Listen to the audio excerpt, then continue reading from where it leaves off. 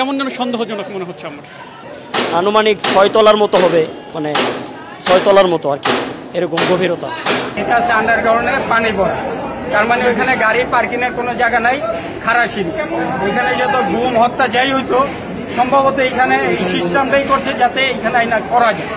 আর আমরা এখন পানির জন্য নিচে নামতে পারি না, আমরা নিচে নাইমা দেখছি পানি।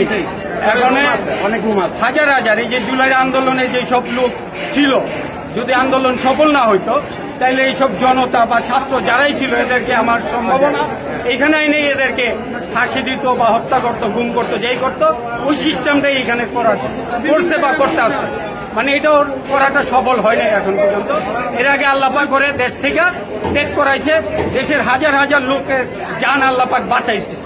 তা না হইলে এখানে আপনি যে অবস্থা দেখতে আছেন, আপনি নিজেও যে দেখতে পারেন যে এখানে আন্ডারগ্রাউন্ডের নিচে কোনো গাড়ি পার্কিং নেই, তার মানে খারাপ সিঁড়ি করছে, ছোট ছোট রুম। আমি ভিডিও করছি, আপনিও যা করতে পারেন, ছোট ছোট রুম করা আছে, কিন্তু পানির জন্য ঢুকতে পারতেছি না, বুঝতেও পারি না যে কি আছে, কিন্তু পানি দিয়ে পুরো ভরা এলো অবস্থা নিচে। নিচে তো দেখলাম পানি, আর কিছু তো দেখলাম না। আবার দুইজনে যায় নিচে দেখছে, কিন্তু কিছু পাইতো না, পানির ভিতরে নামছিল। মানে অনেকে বলছে আয়নাঘর তৈরি করা হচ্ছিল, আপনার কাছে মনে হয়? আচ্ছা, কিন্তু এরকমই প্রথম সিঁড়িটা দেখলে পরে নিচে যায় ওরকম বোঝা গেছে। অনেকের মুখে আমিও নিজেও শুনেছি যে আয়নাঘর করার পরিকল্পনা ছিল হয়তো।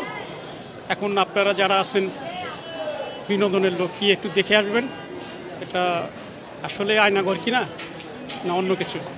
আপনার কাছে কেমন মনে হয়েছে, এমন সন্দেহ আপনার হয়েছে কেন?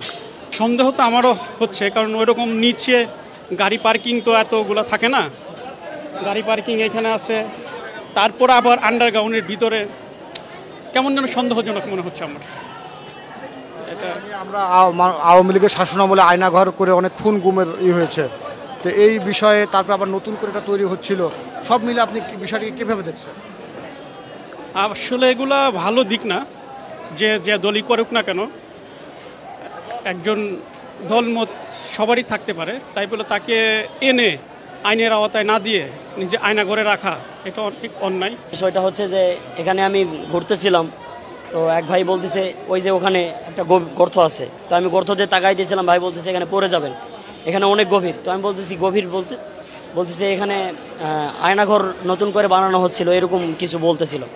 তো আমি বললাম যে আমি চিন্তা করলাম যে আয়নাঘর হতেও পারে, আয়নাঘর ইতিপূর্বেও ছিল, এটাও হতে পারে। তো আমি এই বিষয়টা লক্ষ্য করে তো আমি আসতেছিলাম দেখার জন্য।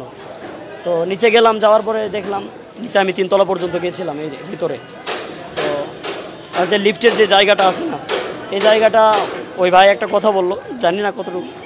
ওই ভাই বলতেছিল যে আমরা সুতার মাথায় একটা ইট বাধাই করছিলাম, বাধাই করার পরে ছেড়ে দিয়েছিলাম। এটা সে বলতেছিল, তার বক্তব্য অনুযায়ী সে বলতেছিল যে আনুমানিক 6 তলার মতো হবে, মানে 6 তলার মতো আর কি, এরকম গভীরতা মাটির নিচে, এরকম সে ভাই বলতেছিল। তো আমি গেলাম এটা যাচাই করার জন্য কতটুকু সত্য,